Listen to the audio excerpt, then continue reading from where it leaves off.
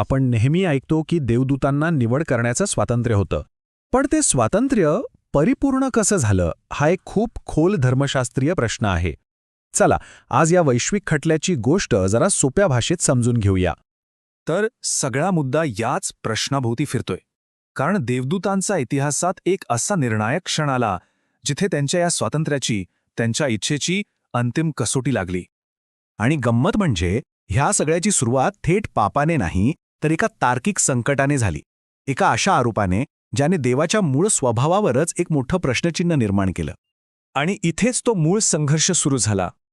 एका बाजूला देव म्हणतोय की प्रेमाचा नियम पाळला जाऊ शकतो, तर दुसरीकडे हेलेलचा थेट आरोप होता की हा नियम अन्यायकारक आहे, कारण निर्माण केलेल्या जीवांना तो पाळणं शक्यच नाही. म्हणजे हा देवाच्या न्यायावरच थेट हल्ला होता.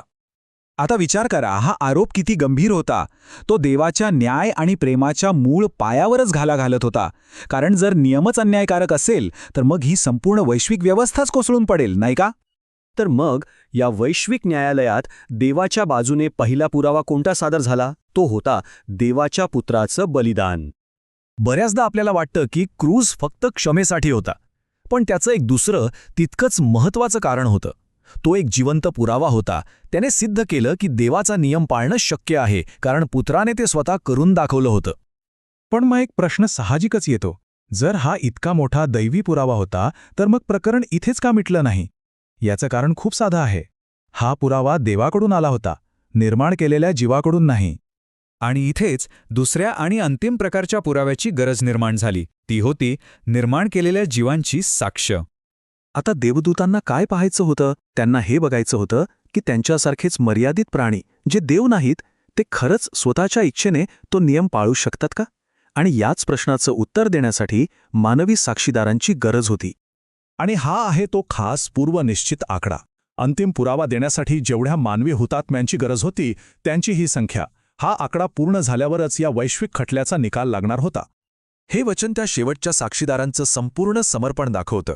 त्यांनी केवळ नियमाचं पालन नाही केलं, तर त्यासाठी आपला जीवही दिला. हेच सिद्ध करण्यासाठी की देवाची आज्ञा सापळा नाही, तर तो प्रेमाचा मार्ग आहे. तर आता आपण या खटल्याच्या क्लायमॅक्सवर आलो आहोत, जिथे सगळे पुरावे एकत्र येऊन एका अंतिम आणि निर्विवाद घटनेला जन्म देतात. ही साखळी समजून घेऊया. हुतात्म्यांनी जे केलं त्यामुळे थेट या वैश्विक संघर्षाचं निराकरण कसं झालं? बघा, त्यांचं पुनरुत्थान हाच पुरावा होता की नियम पाळल्याने मृत्यूवर विजय मिळवता येतो. म्हणजेच तो नियम जीवनाचा स्रोत ठरतो, मृत्यूचा नाही. आणि हाच आहे अंतिम निकाल. नियम खरा आहे हे सिद्ध झालं आणि देवाचं समर्थन झालं. हेलेलचा आरोप पूर्णपणे खोटा ठरला. चला, आता शेवटच्या टप्प्याकडे वळूया. या सगळ्याचा परिणाम काय झाला आणि या संदर्भात परिपूर्ण इच्छा स्वातंत्र्य म्हणजे नेमकं काय? म्हणजे परिपूर्ण स्वातंत्र्य म्हणजे स्वातंत्र्य गमावणं नाही, तर ते अधिक पक्क होणं आहे. हे असं स्वातंत्र्य आहे जे पूर्ण ज्ञानावर आणि अनुभवावर टिकून आहे.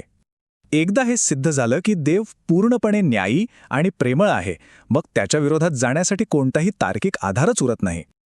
पण इथे एक महत्त्वाची गोष्ट लक्षात घ्यायला हवी. निर्माण केलेले प्राणी त्यांच्या मर्यादेत परिपूर्ण होतात, पण ते कधीच देवाच्या अनंत परिपूर्णतेची बरोबरी करू शकत नाहीत. ते देव बनत नाहीत, तर देवाने त्यांच्यासाठी जो सर्वोच्च आदर्श ठेवला आहे तो ते पूर्ण करतात. आणि हा शेवटचा प्रश्न आपल्याला पुन्हा मूळ मुद्द्यावर आणून ठेवतो, दैवी आणि मानवी स्वभावातला फरक. खरंच हा एक विचार करायला लावणारा प्रश्न आहे आणि तोच या संपूर्ण वैश्विक खटल्याचा गाभा आहे.